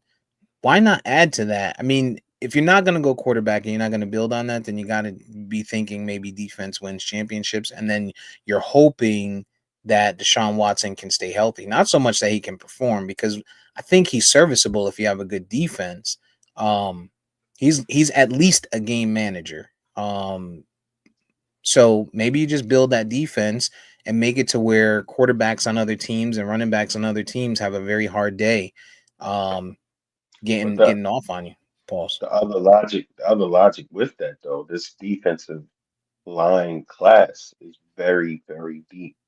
And at 33 or 30, whatever they have in the second round, they can get a premier interior or edge guy You right talking about there. Cleveland, EJ? hmm Yeah, they're picking 30. They got the first pick in the second round at 33. Right. So they can get Tyleek Williams out of Ohio State. They can get, I mean, Shamar Stewart might drop to 33. They've got the kid from Ole Miss. It's a lot of guys that they can go get, and kind of do whatever they want to do at number two. Even to both of you guys' point, they might feel like, yo, if somebody wants this second pick, give us something else. We'll take one of the wide receivers because this wide receiver class is pretty deep going all the way into the third round as well. And they might Yeah, go get a college wide receiver, trade down, and get a couple more picks. So I right. think to And BP's initial point, that 1 through 5, especially the second and third pick, is going to be the most pivotal that will shape the rest of the board. and if Cleveland can hit on their picks, and we know that that's tough, right? But if they can hit on their top draft guys this year, they could be setting themselves up for a lot of success because they're picking second in the first round, they pick first in the second round, And then in the third round, they got pick 67, which is the third pick in the third round. And then they got another third rounder at number 30, which they got via a trade. I think that's part of the Deshaun Watson trade. That they got the 30th pick. Compensation. So So they if quite knowing that, if I'm Cleveland, I might trade out of two. To EJ's point, I might trade out of two. I don't know who out there has a pick package that's gonna, make things pretty for them, but it could lead to some futures because I don't think anyone is super loaded in this draft. Everyone has their first round draft pick Oh, this year. Seattle's got a ton of picks, but I don't know that they would. Seattle's got 18. They've got two 50 round, 50-ish picks, and they got seconds that they could put up for next year. So I mean, if you're Cleveland and I'm only dropping back to 18, and they want to come up. Now I think they would have to give me some more futures to your point. But if I'm getting two picks at 55 and I think maybe 51, I think they got, shit, I might take it from Cleveland if I ain't what I don't you really at number two, Cleveland has a I'm bunch looking of at it picks. like Cleveland has a stockpile right now anyway. But They have if 10. I'm They got 10 Cleveland, picks in this draft. yeah, and if I'm Cleveland, to VP's point, I'm looking at this roster kind of needing to be revamped from the bottom up with some young talent that I ain't Mhm. got to pay for the next 4 or 5 years more than rookie salaries. Right. So, I mean, it's just all about, I think the larger question is who is out there that would really want the number two pick and for what reason? I think Right. that would be the real question. Who And would if you're want that? Cleveland, right? If you're trying to do exactly what EJ is saying, which rebuild his roster, right? Maybe you pick at 2, and then in the second round, instead of picking at 33, you trade back, acquire another third, and then you pick 3 times in the third. They got 1/4. They don't have a fifth, but they got 4 6. Maybe you trade a couple of those 6, get back up in the fifth, maybe late fourth, something like that, and find you some guys to try to rebuild this roster or whatever. But they got capital to make some moves to try to rebuild this roster. I'm thinking if they go 2 and they go back to 18 with Seattle, right? Then what stops them then from trading back from 18 to like 21 with the Steelers and stockpiling even more picks? You know what I'm saying? So that the Mhm. Steelers just can get up above. Who are we saying that the Steelers might have to contest with for that for the quarterback? At Uh, 18, I don't think there's anyone. Denver and Tampa, Here's the Indy, thing about Indy at here's the thing. 14. No, because I think they're gonna go with Daniel Jones and Anthony Richardson. But here's the thing about the Steelers. It may not be anybody right now that they can obviously see is competing for Shador. But again, Pittsburgh ain't got no quarterback. Mason Right, Rudolph right, is in starter. So it might not be a matter of I don't know who might want him, but I know that I want him and I don't want nobody to get him. right. So yeah. I know I I'm don't not. know. What I'm not doing if I'm Pittsburgh, I'm not going into the season with Mason Rudolph or a question mark at quarterback when I just brought in DK Metcalf, who's an aging guy. It's not like you brought in another young guy to pair with your Pickens. other with Pickens or your But other wide receivers. You you brought have in to an also older consider guy. this. You got to also consider this for Pittsburgh, right? So Pittsburgh only has 6 picks in this draft. They got a first, a third, a fourth, a fifth, a sixth, and a seventh. So they don't even have a second this year, which means if they want Shador, they got to tap into the future. You know what I Mm, mean? And so the question becomes, how bad do you want him? How when you've evaluated him, how confident do you feel he's your guy? Because you got to leverage a lot of the future to go get him. or with to EJ's point, right? If this draft is so deep on defense, if I'm Pittsburgh, I might consider TJ Watt. I might put him out there and fish and see what I can get for him. You know what I'm saying? If I can get rid of a TJ Watt and still keep my 21 and maybe move up to get a quarterback, Shador. I Oh, might that's a good consider point. that. Because I To like that Steve's point because point, we don't really see a lot of player trades on draft day. Like, I mean, the last big one was DK Metcalf. Right. I mean, not DK Metcalf. Philly guy. AJ Brown, AJ no. Brown. Mm. That was a draft day trade. But Hmm. to Steve's point, Tennessee I to think the Eagles. to Steve's point, I think the question I'm gonna give it a different spin to it. I think the question is, what do we need if we're Pittsburgh? We always have a damn good defense, right? We got the corners, we got the D line. So because the D line this year is stacked, I'm gonna do this. I need my quarterback. I'm gonna get that quarterback. I got the two primary receivers. I can get another receiver that no one even knows about in the third round. The kid Hmm. Alamayer from Stanford, who, by the way, on film cooked the shit out of Travis Hunter when they played them. 6'1" kid out of Stanford. I could pick him up to be young and replace one of these guys if need be. And then the rest of my picks. I'm gonna go get an interior D lineman that I can coach up behind the agent Cam Hayward, and then I can get me an edge that I can put behind TJ Watt. And the last thing I'm gonna probably need is a late round cornerback that no one knows about, or I'm gonna wait for post draft free agent cuts or free agents that I can go pay for, i.e., a Jalen Ramsey that'll probably be cut at some point, and I could go make him a Steeler to put alongside Joey Porter Jr. and call it a day. I mean, when you think about Pittsburgh, they were competing last year and really didn't need much. When it came down to it, the biggest question mark was the quarterback position. Yeah. Well, to your No, point, you're right. EJ, ESPN has Steelers needs listed as quarterback, corner, receiver, running back, tackle. Yep. Definitely running And, back. and you could definitely get a running back in this draft pretty late, or you could fuck around.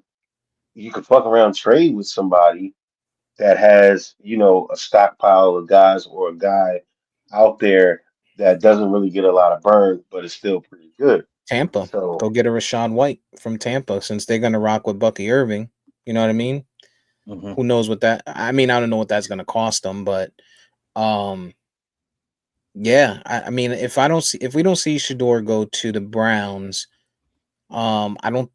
I still think there's a possibility of the Giants, man. I know they brought in two OGs, but I still think there's a possibility that they could pick him up at 3. I mean, I could see it. It's tough, but I could see it. But I think Them I them think damn Long Island New Yorkers will kill themselves if they see 3 black quarterbacks on that team. like they I don't already want to. I killing wouldn't go as themselves. far as to say that in terms of getting Shador, that Pittsburgh is sitting pretty, but I think they're in a good spot, to have the potential to land him. The question is, do you sit pat and wait for him to come to 21, or do you go try to get him? And if the answer is you try to get him, then you have to determine how far do we let him fall before we go get him, because like I said, Pittsburgh doesn't have many picks, so they're gonna have to tap into the future to go get him, regardless of where they go to get him, of how high. They're tapping into the future. The question is, how much of the future are you willing to risk? I think if I'm Pittsburgh, the way I'm watching this board, I'm watching if Ashton JT goes before 12, I'm calling Dallas because Dallas will trade back to 21. You know what I'm saying? Mhm. And it's not going to be too costly to go back to 21 or go up to 12 from 21. And then getting up to 12 lets you cut off the potential of Indy, which is unlikely in EJ's eyes, but very possible. Arizona, which we know that they're tied up in Kyler Murray, but still, like, you know what I mean? It takes them out of the mix. It takes Seattle out of the mix because they ain't got shit. They got your boy from the Vikings this year. So you're cutting off 3 potential suitors for Shador if you get up to 12. You know what I'm saying? If he's still there. If he's still there, JT's gone. That's probably who I'm calling if I'm Pittsburgh. Yeah. Dallas also sitting on 10 picks, but a lot of them are late rounders. They got a first, second, third, 2 5s, 2 6, and then 3 7s. Garbage. Because we just be giving players away. That's why. Um, Yeah. Mm. New It'll be England at interesting. 4, and then Jacksonville at 5. Round up the top 5 there. I think Jacksonville goes O-line. I think Jacksonville should go. I think both of those teams should go O-line. New England, you're talking about you got a young quarterback. You brought in a wide receiver for him. Like you got to get this kid protected. And Jacksonville, we've seen what that looks like. We've seen Trevor Lawrence get hammered over and over and over, for years now. So I think they both should go O-line. But I could see Jacksonville doing something stupid like taking JT. Mm-hmm. And Vrabel, I'm looking at New England. Vrabel's they're sitting on 9 picks, but they got a lot of top picks. They got a first, a second, 2/3, and their 2/3 are both in the top 15. And then they got a fourth, 2/5, and 2/7. So, I mean, a team that's kind of in a rebuild, are sitting on, first 4 rounds, all in the top 15 picks. So they can definitely go and load up on some talent. Now I take it back. Now that you say Vrabel, they're going defense. They're going defense. Yeah. I think I if was thinking Carter's there, Graham. if Carter drops to them at 4, they're going to take him. Yeah. 4 is a stretch for him to get there. It's going to take some help, but I could see them taking Carter at 4. If anybody's concerned about his injury, even though they're saying he's not going to need surgery, I think he can drop to the Patriots. Yeah. I could see them taking Carter or Graham if they're both there. For the very same reason, Mike Vrabel. Yep. So that rounds out our top 5. Jacksonville there. Probably JT. I think they're just gonna do. That's just what they do. They like running backs. Jacksonville is good for that. Who's is Doug Peterson still there? No, they brought in old boy from Tampa. Right. No, they from Tampa, the offense coordinator. Duval. Yeah. Duval. Yeah. What else? What else is going on, man? Aaron Rodgers. Come on down. Man, look. I saw y'all talking about that, but I think I was at Universal that day, so I don't even know what happened. So let me recap it for you. So essentially, this is according to Rodgers. Let me first put that caveat there to kind of set the tone. That's important. So Rodgers says they call him in for a meeting to talk about the future, right? Who's they? So he fly, huh? Who's they? The Jets. Oh, okay. So he flies in. That happened some time ago. Yeah. So he flies into New York on his own dime. He points out multiple times in this interview, because we know how costly that is for him. It's not like he's rich. He flies in on his own dime, and not like he's still not under contract with the Jets and still will exactly pay out. So he's talking about flying in the way I'm talking about parking. Right. So he flies in, and he says they get in the room, and it's Aaron Glenn and some other folks, and he says the meeting starts. They're like 20. He says they're 20 seconds into the meeting. Aaron Glenn pops up, runs out of the room, comes back a couple minutes later with the GM. So he said they're sitting in the room, they're talking for a couple of minutes, pop, and like literally just a couple of minutes or whatever. He said a whole meeting lasted maybe 20 minutes. They're talking a couple of minutes, pop, and then Aaron Glenn cuts him off and says, "Let me ask you this: you still want to play football?" And Rodgers' response is, and I quote, "I'm interested." And then Aaron Glenn, that sounds like him. Exactly, but that's I make that point because for me it's key. Okay. Aaron Glenn then responds and says, "Well, we're going in a different direction." Oh shit! So Rodgers goes on Pat McAfee and he's telling his story on Pat McAfee, and he's like, "I'm like, what the fuck?" Because they make me fly in there on my own dime, he points out again, when they could have just had a phone call. They could have just called me and told me they're going a different direction instead of having me fly out there on my own dime to tell me we going in a new direction. You know what I'm saying? Mm. And I'm listening to that and I'm like, first of all, Aaron Rodgers is always a victim, right? Because had they called him, he would have said, I've been in this league for Oh, 20 years. I done they multiple didn't want to see me MVPs. face to I face. done won Super Bowl champion, Hall of Fame career. They couldn't bring me in and tell me this in person. They gonna send me a text, call me on the phone, blah blah blah. That's disrespectful. They bring them out there, telling me going a different direction. How come they couldn't just call me? They made me fly out here on my own dime to tell me to go in a different direction. I had to But the pay way for I this. see the situation, Steve, is like this. One, Roger's still in the contract, right? The Hmm. team says, hey, we want to call this guy out and see what the deal is. You got a new GM, new head coach. They come in and say, you still want to play football?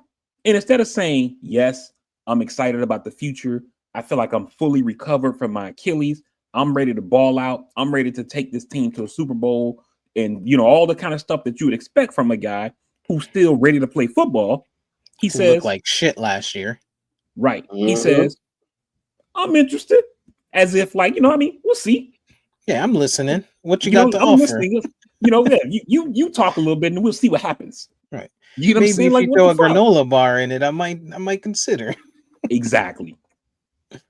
And Steve, you know, and EJ knows there's no loss, no love loss between me and the Jets. I think that they're a shitbag organization, but they were well within their fucking rights to do to Aaron Rodgers what he says happened to them.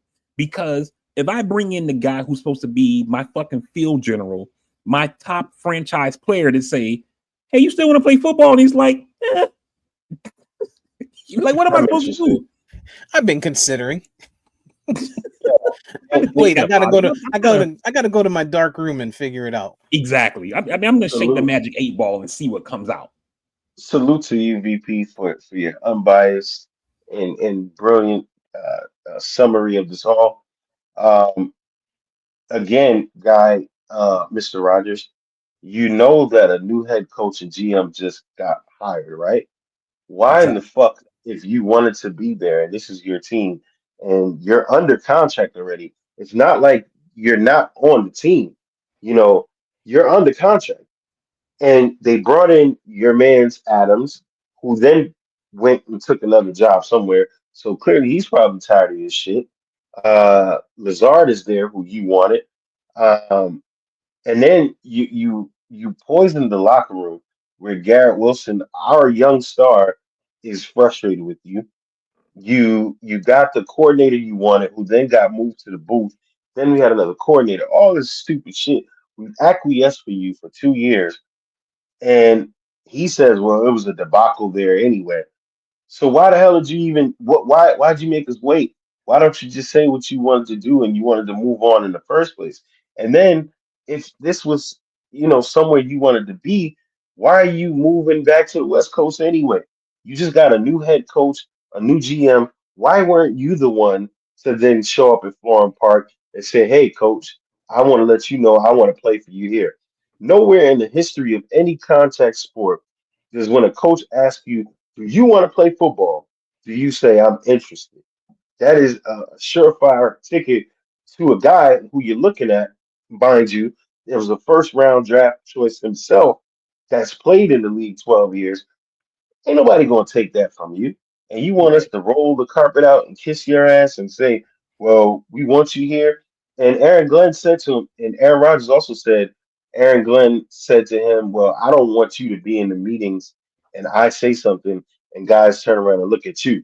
And then Aaron talked as if he got offended to say, well, you I don't know You don't why know he would me. think that. You don't know me. And Aaron Glenn said, you don't know me, motherfucker. Like, but we do know that it is your MO. You've done it the Your, last 2 years to where your you've reputation undermined precedes you. everything. Your reputation precedes you. And you've undermined everything everyone has ever done with you your entire career, going back to not Mike Holmgren, Mike McCarthy. So come on, dude. Like we know who you are. We know what you just was these last 2 years. Stop the bullshit. I'm glad Aaron Glenn black men told him, get the fuck out, get your shit packing, and get out of here. And they asked him, they said, well, do you know if you're gonna play? Well, I'm still no, nobody fucking wants you, buddy. That's the problem. Nobody wants you. Nobody wants the circus that you present. And this is exactly the problem that they were saying they were having with him about going on the Pat McAfee show. You come out weeks, who knows how long after this meeting, after ever actually happened, and you go on the Pat McAfee show and you make yourself look like a jackass. He is Mhm. by far probably the only superstar from our era that when we finally started to get more and hear from these guys personally, we started to kind of get to learn them, and we like that, right? He's probably one of the few guys that we've heard so much more of the less we like him. Yeah, I try to absolutely, defend him, but I can't. absolutely. It, I it, try to it's defend him, and it y'all was it two are was right the whole amazing time. when you see the him telling the story. It's just like The you entitlement. listening, and it's like, wait, this guy he thinks he's the good guy in this story that he's telling, Right. because it sounds crazy to me that like I mean I can't see it from any player, right? But like if this was like running back, a corner, tight end, they say, you still want to play football? And he's like, oh, I'm interested. You know, I can see him. I can see that from you, the quarterback, dog. Hall of Fame quarterback, and this, you come to a team that got new leadership, right? And forget the leadership for a second. Woody Johnson, from all reports, was going to be going back into the Trump administration to take an ambassador job like he did the first time around. And all reports were he was going to hand over the reins again to his brother while he was serving in the government, right? Woody Johnson turns that down to stay active on the ownership front, brings in a new GM, brings in a new head coach. This is the kind of these breadcrumbs, these clues to you, the player, to say these guys aren't doing like business as usual. They're trying to do something here, right? And then you come into the meeting like, I mean, Steve, you I'm want pizza? interested. Like, I mean, I could eat. You know what I'm I'm saying? interested. Yeah, I can eat. Right. No, and it's like I'm interested. So it's like, oh, so you're basically posturing to tell this new staff to make it interesting for you. Exactly. Not that I want to play for you, coach. You're a guy who played in this league. You have immense respect from players all around the league. Everyone speaks highly about you. You, Darren Muji, same thing as the assistant GM from Denver to here to there. I'm interested. Get the Yeah. fuck out. Because I mean, you would be expecting him to come in and say, "Hell yeah, I still want to play football. I need to get the new playbook from the offense coordinator you hired, so I can so I can be ready for minicamp." That's right. And he's on the team already. It's not. That's the other thing. It's not like you're not. It's not like we're trying to court you as a free agent, my boy. You're under contract. Right. Right. What the fuck is wrong with this guy? That shit was insane, yo. But you know what? Then you got people like that's the thing, right? McAfee is giving him that outlet to say it and or to tell that story. And they play into his bullshit ego of, well, are you still gonna get, play next year? Are you gonna play next year? And he's like, well, I'll see. It's not up to you, dog. It's not up to you. You're at a point now where you're Allen Iverson. You're not getting a starting job. The only way you're going to start somewhere is if someone gets hurt in preseason or in mini camps or whatever. You are not getting signed today as a starter. It's Yeah. not going to happen. And it's not It, the ball's not in your court anymore.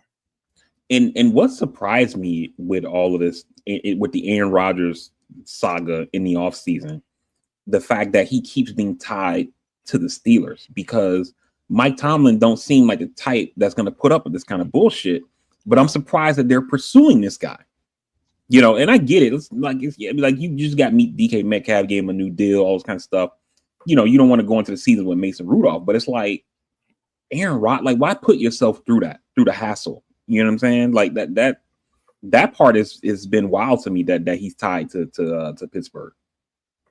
Yeah, I mean, he was Yeah. out there throwing with Metcalf and all of this, but I think that's part of what Cam Hayward was saying when he did an interview and he was kind of like, "Yo, what are we doing at quarterback?" Because I don't think that they wanted to commit to Rodgers. And to your point, nothing makes sense. You're old, you can't move. Even if the Steelers were to get a dude like Aaron Rodgers in the AFC North, Yeah, he ain't gonna make a season. You're not gonna make a full season. You're not gonna make a yeah, Yeah. full season. You're done. You're done, so. And I mean, and everybody wanted to talk about the statistics and how he threw for this amount of yards and this amount of touchdowns. Everybody's forgetting the fact that the interceptions that he threw were on him. The fumbles that he had were on him. The holding the ball too long, the forcing the passes in the to triple coverage. He played like dog shit. Physically, he could still throw in a lot of ways, but he can't move. He's a sitting duck. And he just was not decisive at all. And you got everything you needed. hmm Zach Wilson had Carter Warren at left tackle. You at least had Tyron Smith for 9 games at least, and one of the best pass block ratings for the first 9 weeks of the season. yeah. So this guy, And I think that I don't know if it's the Steelers organization that's interested in Rodgers or is it Tomlin. Um, but I kind of wonder if it's like maybe you've gotten to a point to where you're believing your own hype, and it's like, yeah, we've seen how Rodgers has been a locker room destroyer over these last few years, but it's going to be different with us, you know. And I fell into that trap on my own with the Heat. There was a point where I was thinking, man, Miami should trade for Zion. Like I know he's overweight and all this kind of stuff, but man, like our culture is different. And it's like, nah, this guy just he don't seem like he wants to play basketball. You know what I'm saying? And so He I think too. if you're the Steelers, you gotta get off of that, man. I told you what happened with Zion. Zion is he's the highest subscriber on OnlyFans, dog. Like Zion is busy tricking, dog. He got no time to work out. No time for that. Mm-mm. yeah, I hate it, man. Aaron Rodgers, I've tried to defend this dude over the years. Y'all called it. He's just a piece of shit, man. Like at this point, you're just not a good guy. I mean, he's shown some flashes to teammates. Some guys have said he's been good, but overall, you just right now at this stage, wherever you're at, you're just digging a hole for yourself. And I mean, he honestly is likely tarnishing whatever legacy he has left because you're going out on a note where you came back for 2 seasons, you got hurt the first season, and I always like to remind people because you held the ball too long, then you come back the second season, it's subpar. They did everything you wanted them to do.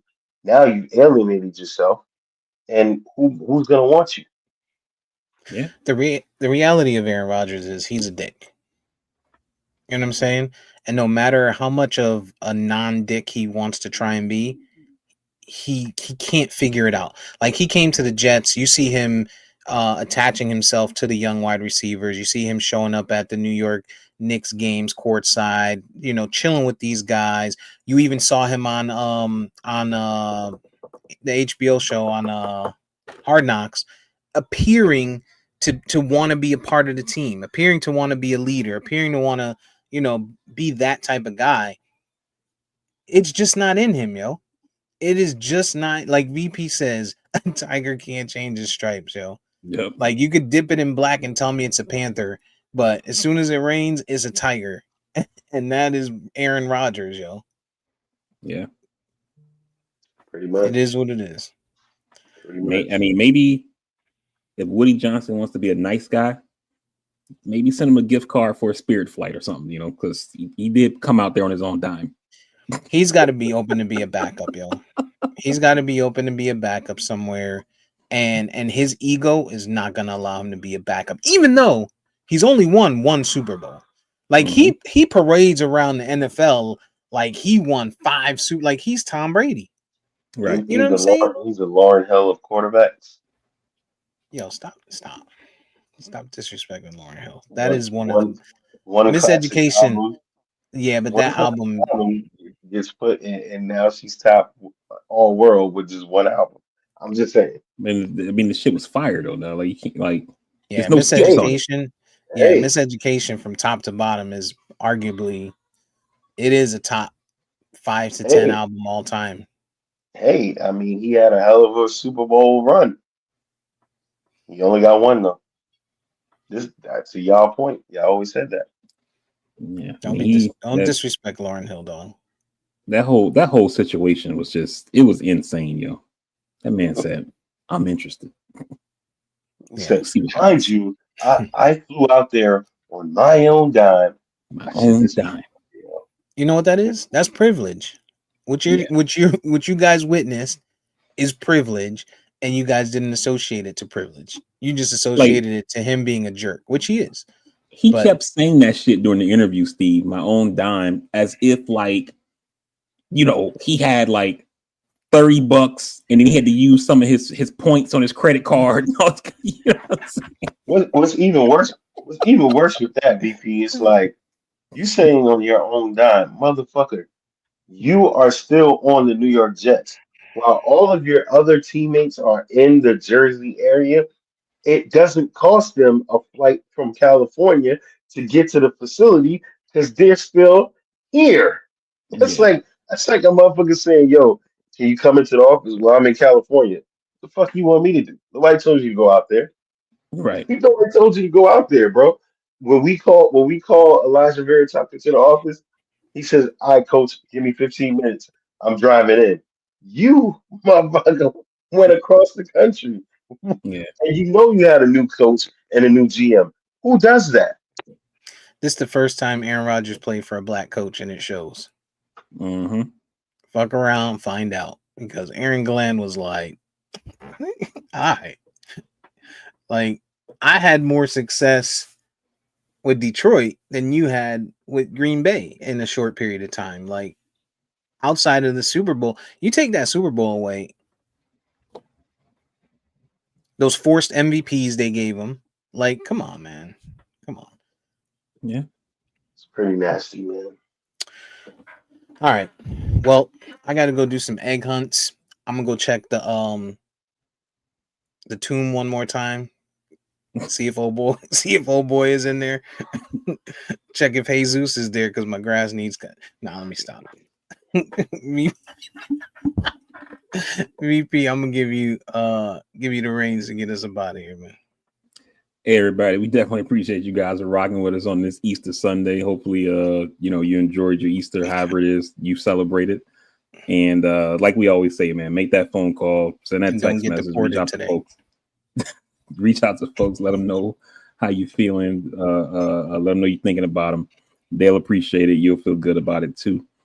You can find the podcast on all podcasting platforms by searching at Casworthy. You can also follow us on any of our social media by searching at Casworthy. On Instagram is at Yo, Casworthy_podcast.